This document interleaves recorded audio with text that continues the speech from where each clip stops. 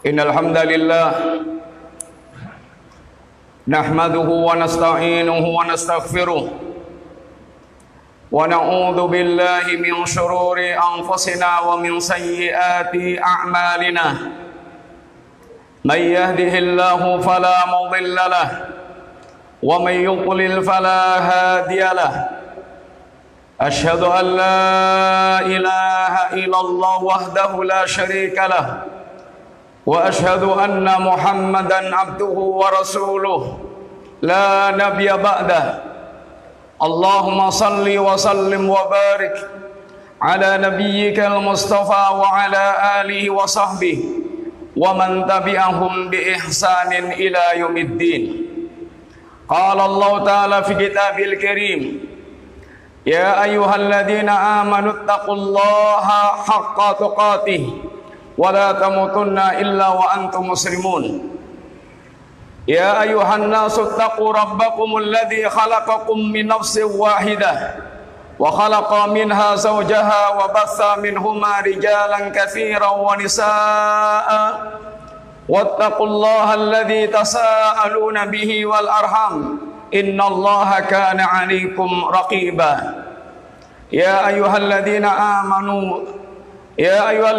amanu taqullaha wa qulu qawlan sadida yuslih lakum a'malakum wa yaghfir lakum dhunubakum wa may yuti'illaha wa rasulahu faqad faza fawzan 'azima. Amma ba'du.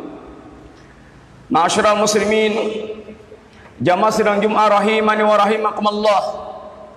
Setelah kita memanjatkan puji syukur kehadirat Allah atas seluruh nikmat yang Allah telah limpahkan kepada kita semuanya, demikian pula setelah kita bersalawat kepada baginda Rasulullah sallallahu alaihi wasallam yang melalui kedua tangan beliau hingga sampainya hidayah Islam kepada kita semua, demikian pula sanjungan kepada para sahabat Nabi radhiyallahu alaihim jami'an yang telah mendampingi nabinya dengan setia, yang telah mengorbankan harta mereka bahkan jiwa mereka dalam rangka li'la kalimatillah, dalam rangka untuk meninggikan kalimat Allah dan merendahkan kalimat kekufuran dan kesyirikan.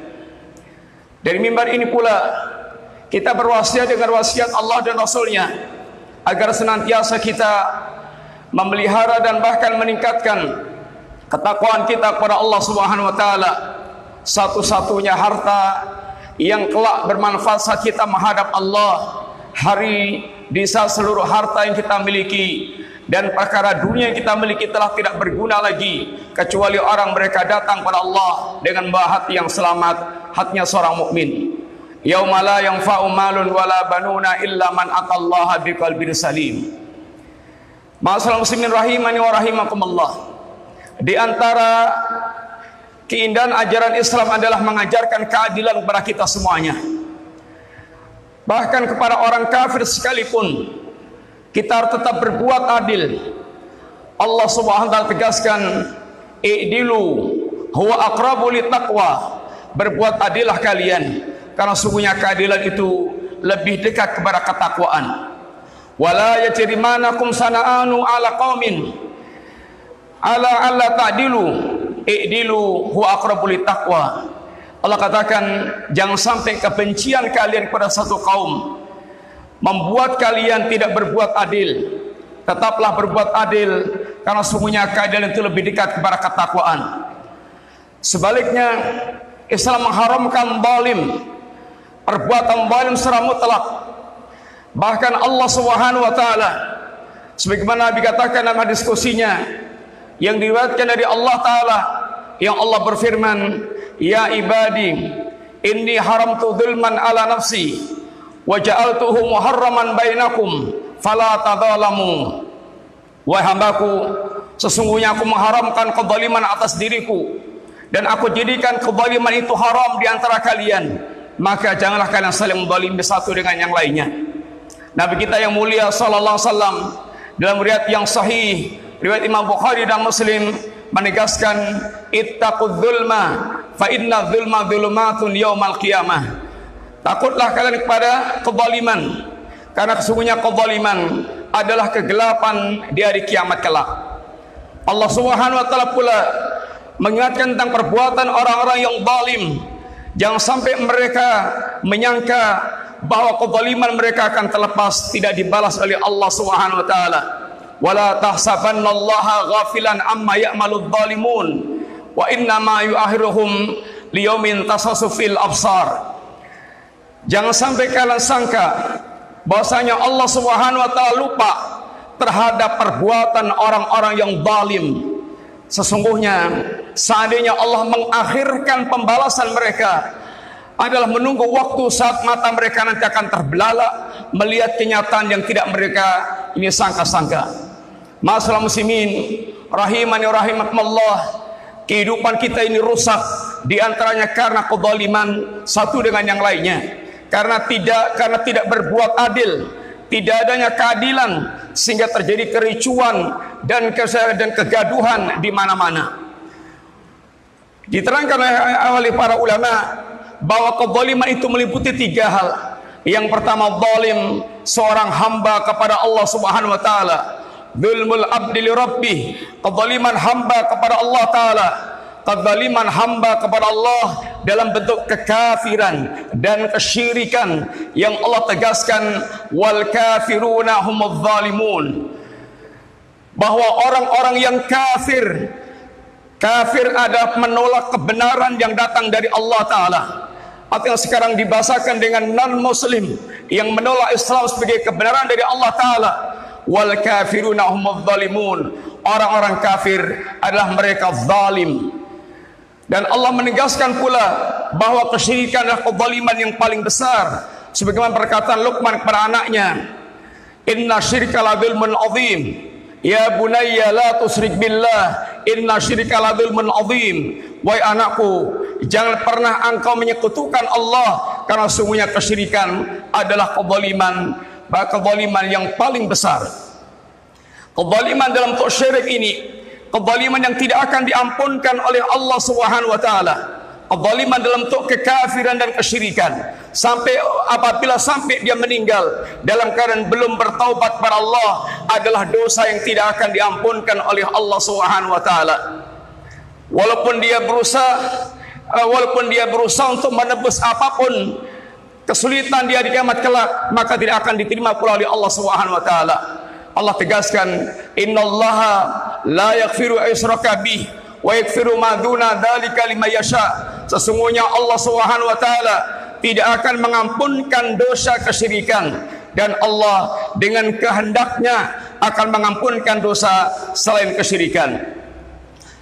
Masalah muslimin rahimani rahimakumullah, dan alangkah masih sangat banyaknya di tengah-tengah kita kaum muslimin yang terjerumus dalam banyak perbuatan syirik tanpa mereka sadari, diantaranya karena ketidakfahaman dan ketidaktahuan mereka terhadap hakikat ajaran Islam dan banyaknya kerancuan-kerancuan yang ditebarkan oleh para penyesat di tengah-tengah umat. Bukankah kita melihat berapa banyak kaum muslimin yang mereka masih labuan di pantai selatan, yang sesajen kepada para jin, kepada penunggu tempat keramat? Berapa banyak kaum muslimin yang masih mendatangi para dukun dan paranormal? Berapa banyak kaum muslimin yang masih menyimpan jimat-jimat? Berapa banyak kaum muslimin yang masih mereka bertatayur, beranggapan sial berkaitan dengan hari atau angka atau yang lainnya? Seluruhnya merupakan perbuatan syirik, baik syirkun akbar maupun syirkun ashar, syirik yang besar maupun syirik yang kecil. Sehingga seorang mukmin hendaknya dia faham bahwa modal utama dia adalah tauhid. Jangan sampai dia menzalimi Allah dalam bentuk kesyirikan, karena kalau sampai dia datang menghadap Allah dalam keadaan dia menyekutukan Allah, tidak ada harapan selamat di hari kiamat kelak. Yang kedua, dzulmul abdi li nafsi, zalimnya hamba kepada diri sendiri dalam bentuk kemaksiatan yang dia lakukan. Dia mendurhakai Allah Subhanahu wa taala, baik dengan cara dia meninggalkan kewajiban-kewajiban yang Allah wajibkan, atau dengan dia melakukan larangan-larangan yang Allah larang, adalah bentuk kemaksiatan kepada Allah Subhanahu wa taala. Dan kemaksiatan adalah kezaliman, karena kemaksiatan ibaratnya barang busuk yang dia suguhkan untuk dirinya. Tidak akan berbahagia orang yang mereka maksiat, sebagaimana tidak akan celaka mereka memakan, menenggak racun dan berbagai macam barang-barang yang busuk. Karena jiwa ini hanya akan bahagia ketika dia mentaati Allah Subhanahu wa taala. Yang ketiga, zalim terhadap hamba-hamba Allah, dzulmul abdi li ghairi, zalimnya hamba kepada para hamba Allah yang lainnya dengan cara merampas hak-hak mereka, dengan cara menzalimi hak-hak mereka, baik itu kezaliman yang berkaitan dengan darah, baik itu kezaliman yang berkaitan dengan harta, baik itu kezaliman yang berkaitan dengan a'rad, ini kehormatan-kehormatan. Ini semuanya perkara yang diharamkan oleh Allah Subhanahu wa taala. Nabi bersabda di hadapan ratusan ribu kaum muslimin di Haji Wada. Beliau mengatakan, inna dima'akum wa amwalakum wa a'radakum alaikum haramun kahurmati yaumikum hadha wa syahrikum hadha wa baladikum hadha. Ketahuilah, sesungguhnya darah-darah kalian, harta-harta kalian, dan kehormatan-kehormatan kalian haram. Darah haram ditumpahkan, harta haram untuk diambil, dan kehormatan haram untuk dijatuhkan. Sebagaimana haramnya ini hari kalian ini, bulan kalian ini, dan negeri kalian ini. Masalah muslimin rahimani rahimakumullah, apabila zalim kepada Allah tidak akan diampunkan oleh Allah Subhanahu wa taala, maka zalim kepada orang lain tidak akan dibiarkan oleh Allah Subhanahu wa taala, akan dibalas cepat atau lambat. Kalau kita zalim kepada Allah dalam bentuk kemaksiatan, ini menzalimi diri kita sendiri. Allah Subhanahu wa taala asalnya adalah Ghafurur Rahim, Zat yang Maha Pengampun lagi Maha Penyayang, yang sangat memungkinkan Allah gampang mengampunkan para hambanya. Akan tapi zalim kepada manusia, maka tidak akan dibiarkan sampai dia menyelesaikan urusan dia dengan orang yang dia zalimi. Masalah muslimin rahiman rahimakumullah, berapa banyak pembunuhan, penumpahan darah ditumpahkan oleh para manusia, sesuai padahal satu darah seorang muslim lebih berharga, satu jiwa seorang muslim lebih berharga dibandingkan dengan hancurnya dunia dan seisinya. La zawal dunya wa ma fiha ahwanu 'ala Allah min qatlil muslim bighairi haq. Hancurnya dunia dan seisinya itu lebih ringan dibandingkan dengan terbunuhnya seorang muslim tanpa hak. Alangkah pembunuhan telah menjadi barang yang sangat murah. Jiwa manusia adalah barang yang sangat murah. Terjadi pembunuhan di mana-mana dengan sebab harta, dengan sebab kekuasaan, dengan sebab ini ketamaan mereka, dengan rakusnya mereka dengan dunia secara umum, sehingga melakukan berbagai macam pembunuhan-pembunuhan. Masalah muslimin, demikian pula harta. Nabi SAW menerangkan bahwa mengambil walaupun hanya dengan sebatang arak, sebatang kayu sikat, itu akan dipertanggungjawabkan di hadapan Allah Subhanahu wa taala, apalagi yang lain-lainnya. Barang siapa mengambil shibran minal ardi, barang siapa mengambil sejengkal tanah, maka akan dikalungkan 70 bumi di hari kiamat kelak. Masalah muslimin, demikian pula berkaitan a'rad, berkaitan dengan kehormatan-kehormatan, melakukan ghibah, melakukan caci makian, melakukan penjatuhan kehormatan. Semakin orang yang dijatuhkan orang yang lebih mulia, yang memiliki kemuliaan, semakin dahsyat dosa akan dia tanggung. Masalah muslimin rahimani rahimakumullah, sesungguhnya dosa ini tidak akan dibiarkan oleh Allah Subhanahu wa taala. Dosa ini harus dibayar. Kalau tidak selesai di dunia, di akhirat akan diselesaikan Allah dengan cara diambil kebaikan-kebaikan kalau dia memiliki kebaikan. Nabi kita mengatakan, man kanat matlamatun li akhihi min irdih aw min malih falyatahalalhu qabla alla yakuna dinarun wala dirham. Barang siapa memiliki kezaliman kepada saudaranya, baik yang berkaitan dengan kehormatannya atau berkaitan dengan hartanya, maka hendaklah dia selesaikan urusannya di dunia sekarang ini, sebelum nanti datang hari yang tidak akan ada lagi dinar dan dirham, Yang ada adalah kebaikan dan keburukan. Kalau dia memiliki kebaikan dia akan dia pakai untuk membayar orang-orang yang dia zalimi. Kalau sampai dia habis kebaikannya dan belum selesai kezaliman yang dia bayar, akan diambilkan keburukan orang yang dia zalimi untuk digabungkan dengan keburukan dia. Maka Nabi pernah bertanya kepada para sahabat radhiyallahu alim jami'an, atadruna manil muflis? Tahukah kalian siapa yang dikatakan orang-orang yang muflis, orang-orang yang bangkrut? Kata para sahabat, al-muflisu fina ya Rasulullah man la dirhamalah wala mata'. Orang yang bangkrut di kalangan kami ya Rasulullah, orang yang mereka tidak memiliki dinar dan tidak memiliki perabot-perabot kehidupan. Kata Nabi, al-muflisu min ummati man ya'ti yaumal qiyamah bisalatin wa siyamin wa zakatin wa ya'ti wa syatama hadha wa qatafa hadha wa daraba hadha wa akala mala hadha wa safaka dama hadha wa kama qala.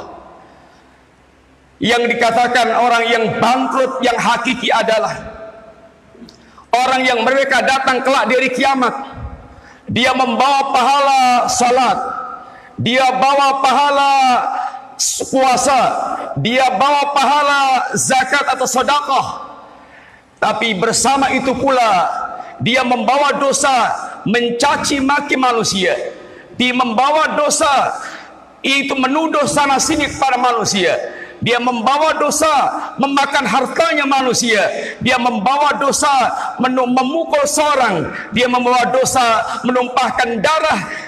Maka dia akan bayar dengan kebaikan-kebaikan dia, hingga apabila telah kehabisan kebaikan akan diambilkan keburukan orang dia zalimi digabungkan dengan keburukan dia. Masalah muslimin rahimakumullah, kezaliman yang tidak akan dibiarkan oleh Allah Subhanahu wa taala, kezaliman yang akan dibalas oleh Allah cepat atau lambat di dunia atau di akhirat. Maka kezaliman tidak akan lepas dari ancaman Allah Subhanahu wa taala. Wala tahsabannallaha ghafilan amma ya'maludz zalimun, innama yuakhiruhum liyaumin tashasu fil absar. Wahai orang yang zalim, jangan Anda sangka Allah lupa dengan kezaliman yang dilakukan orang zalim. Seandainya diakhirkan pembalasannya oleh Allah, hanya menunggu waktu, nanti mata mereka terbelalak melihat kenyataan yang tidak bisa dia mengelak dan menyelesaikan urusan diri itu. Masalah muslimin rahimani rahimallah, maka jagalah baik-baik diri kita dari kezaliman kita, baik zalim kepada Allah atau zalim kepada para hamba Allah atau zalim kepada diri kita sendiri untuk maksiat. Semoga kita datang pada Allah Subhanahu wa taala dalam keadaan benar-benar menjadi orang yang taibun, abidun, yang bertaubat kepada Allah dan sebagai hamba Allah yang disayang oleh Allah Subhanahu wa taala. Aqulu qali hadza wa astaghfirullah al-azim. Aqulu qali hadza wa astaghfirullah al-azim, innahu huwal ghafurur rahim. Innal hamdalillah wassalatu wassalamu ala Rasulillah wa ala alihi wa ashabihi wa mawalah, wala haula wala quwata illa billah. Masalah muslimin rahimani rahimakumullah, di antara wasiat Ibnu Umar ketika ada orang datang meminta nasihat, diajarkan ilmu, kata Ibnu Umar, innal ilma katsirun, ilmu itu sangat banyak, walakin in istata'ta an talqallaha, akan tapi kalau seandainya kamu mampu saat kamu nanti bertemu dengan Allah Subhanahu wa taala, karena memang hari ini adalah hari kita bekerja, hari kita beramal, dan pasti kita akan bertemu dengan Allah Subhanahu wa taala. Ya ayyuhal insanu innaka kadihun ila rabbika fathan famulaqih. Wahai manusia, hari ini Anda adalah orang-orang yang bekerja, yang beramal, yang berbuat, dan pasti Anda nanti akan bertemu dengan Allah Subhanahu wa taala. Yang Nabi kita, yang Allah Subhanahu wa taala ingatkan, hari-hari pertemuan dengan Allah hendaklah betul-betul dia khawatirkan. Wattaqu yawman turja'una fi ilallah. Takutlah kalian akan datangnya hari saat nanti Anda bertemu dengan Allah Subhanahu wa taala. Karena hari itu barang siapa yang dia tidak membawa bekal yang baik, menjadi yauman,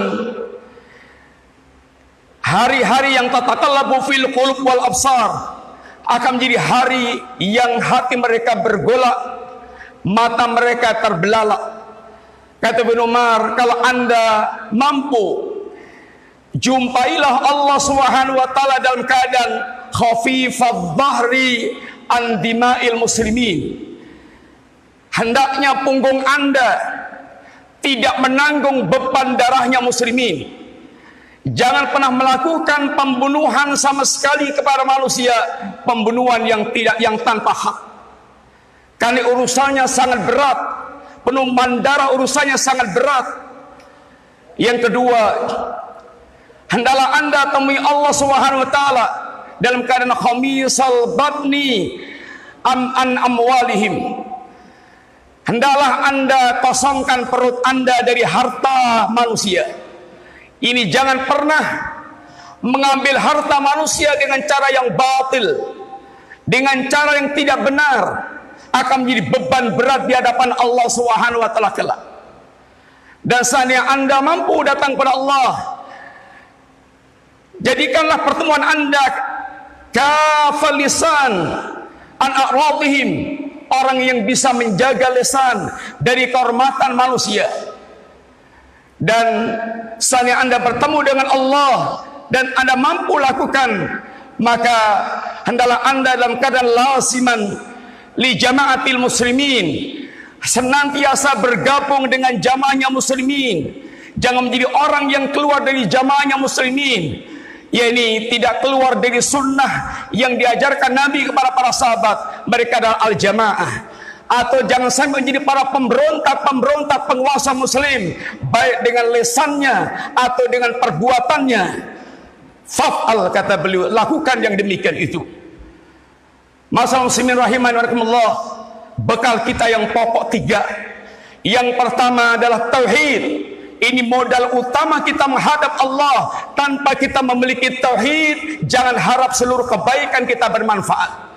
Yang kedua adalah al-akhlakul karimah. Berakhlaklah yang baik kepada para hamba Allah. Karena kepada binatang saja Nabi perintahkan kita berbuat baik, apalagi kepada para hamba Allah, apalagi kepada para muslimin secara khusus. Yang ketiga, pertaubatan kita kepada Allah. Karena taubat adalah menghapuskan seluruh kesalahan yang telah berlalu. At-taib kamala dzanbanlah, orang yang bertaubat bagaikan orang tidak berdosa sama sekali. Semoga Allah Subhanahu wa taala menggerakkan hati kita untuk senantiasa memiliki kesiapan menghadap Allah. Dan umur kita ini pendek dan kematian datang sewaktu-waktu. Jangan sampai kita menyesal saat datang kepada Allah karena kita melupakan persiapan untuk menghadap Allah Subhanahu wa taala. Innallaha wa malaikatahu yusholluna 'alan nabi ya ayyuhalladzina amanu shallu 'alaihi wa sallimu tasliman. Allahumma ighfir lil mu'minina wal mu'minat wal muslimina wal muslimat al ahya'i minhum wal amwat. Rabbana la tuzigh qulubana ba'da idh hadaitana wa hab lana min ladunka rahmah innaka antal wahhab. Rabbana ighfir lana wa li ikhwanina alladhina sabaquna bil iman wa la taj'al fi qulubina ghillan lil ladzina amanu rabbana innaka raufur rahim. Allahumma aslih lana dinana alladhi huwa ismatu amrina. Allahumma aslih lana dunyana allati fiha ma'ashuna. Allahumma aslih lana akhiratana allati fiha ma'aduna waj'alil hayata ziratan lana min kulli khair waj'alil mauta rahatan lana min kulli syarr. Rabbana atina fid dunya hasanah wa fil akhirati hasanah wa qina adzabannar walhamdulillahi rabbil alamin. Aqimus salah.